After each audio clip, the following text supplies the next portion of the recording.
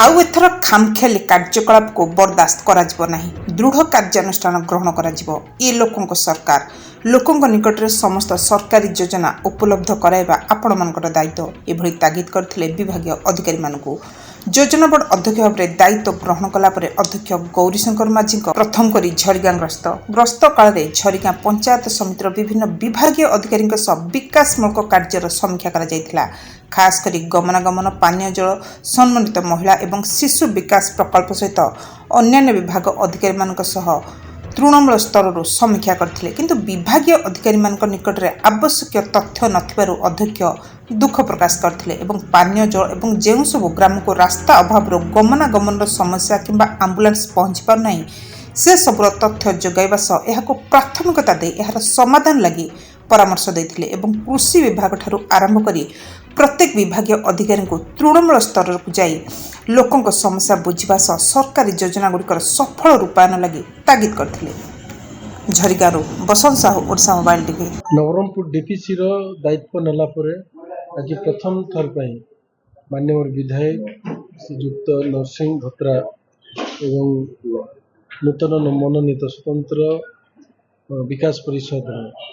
अध्यक्षा बासंती माझी और माननीय शासन प्रतिनिधि मंत्री प्रतिनिधि सहित झरीगाँ ब्लॉक रे आज रिव्यू करथिलु। विशेषकर आज ध्यान दिया जे कनेक्टिविटी उपरे एवं अंगनवाड़ी उपरे तार सहित पीवा पानी आम गोटे दुख भी लगे जे स्वाधीनतार एत वर्ष पर 50 रु अधिक ग्राम को आम एवं पर्यंत पहुँची पारिनु तार आज विस्तृत भाव में आलोचना होती आगामी दिन में केमती सबु गाँ को रास्ता हम आंबुलांस केमती जीव पीवा पानी केमती पाइबे सबु पिला केमती पाठ पढ़े अंगनवाड़ी घर केमती तैयार हो पार समस्त सबु केन्द्र रे तार पे जोर दिया है। आसंता थर को आज जो जोटा प्रोसीडिंग होती तार पुंखानुपुंख भाव में आसंता रिव्यू रे आलोचना हम आज जहाँ जहाँ प्रोसीडिंग अच्छी ताहा ऊपर को आम पठे करी केमती समाधान हो पार तार व्यवस्था कर।